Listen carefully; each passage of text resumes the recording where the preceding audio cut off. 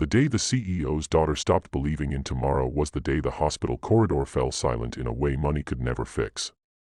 Machines still hummed, nurses still walked past, and sunlight still slipped through tall glass windows, but inside the private room on the top floor, hope lay as still as the young girl on the bed. Once, she had been a dancer, spinning across polished floors with laughter trailing behind her. Now her legs rested motionless beneath a thin white sheet, and her eyes stared at the ceiling as if waiting for it to answer questions no one else could. Her father, one of the most powerful CEOs in the country, could buy buildings, companies, even influence, but he could not buy a miracle for his daughter. Before this story goes any further, take a moment. If you believe in kindness, second chances, and the quiet power of human compassion, please like this video, share it with someone who needs hope today, comment your thoughts, and subscribe to the channel. Your support keeps stories like this alive. The accident had been sudden and cruel. One rainy evening, a simple drive turned into a lifetime sentence when another car lost control. The doctor said the damage to her spine was severe, and though they avoided the word forever, their eyes told the truth. Therapy followed, then more therapy, specialists from different countries, machines that promised progress but delivered only pain and exhaustion. Each failed attempt carved away another piece of her spirit. At 16, she felt older than her father ever had. She stopped asking about recovery. She stopped arguing. Silence became her shield, and resignation her only companion. Her father watched helplessly as his daughter faded. In boardrooms, he was decisive and feared, but beside her bed, he was just a man who had failed the one person he loved most. He hired the best doctors, built a private rehab wing in their mansion, and filled the house with staff trained to care for her.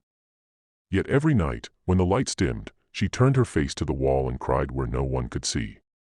She felt like a burden, a broken investment no one could fix.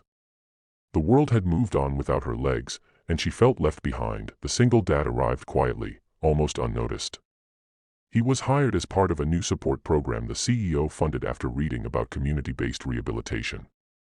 The man had lost his wife years earlier and raised his young son alone, juggling construction jobs and caregiving responsibilities.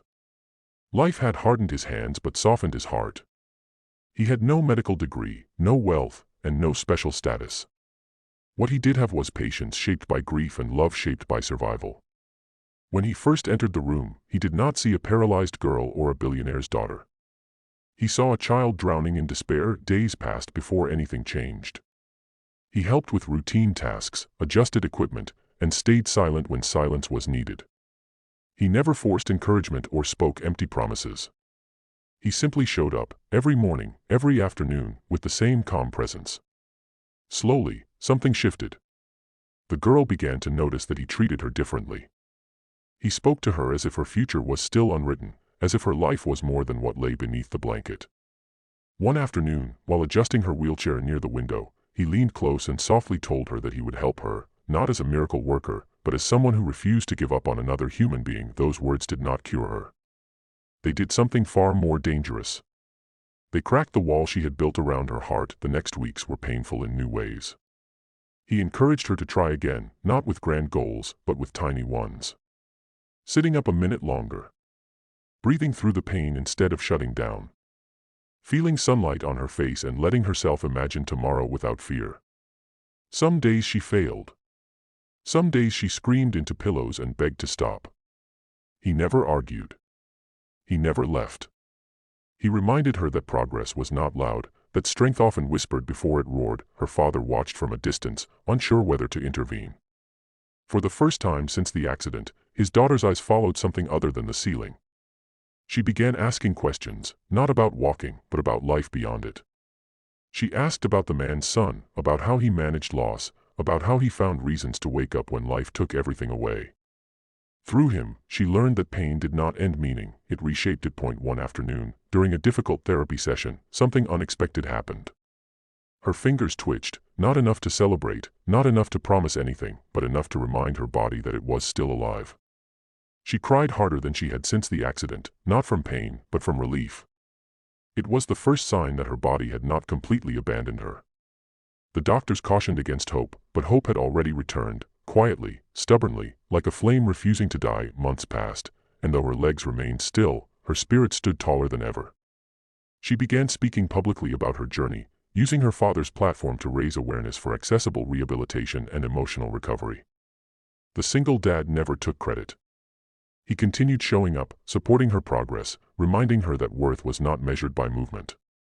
Her father, once obsessed with control, learned humility watching a man with nothing give his daughter everything that mattered. As this story nears its end, if it has touched your heart even a little, please pause and engage with this video. Like it, share it, and let us know that stories of compassion still matter in a world that often forgets them. Just before the final moments, we have one special request. Please comment the word hope if you believe even the smallest kindness can change a life. The CEO's daughter never fully walked again, but she learned to stand in ways that mattered far more. She stood for resilience, for quiet heroes, and for the truth that healing is not always about fixing what is broken, but about discovering what remains unbreakable. And somewhere in a sunlit room, a single dad proved that sometimes, the most powerful help comes not from wealth or medicine, but from one human whispering to another that they are not alone.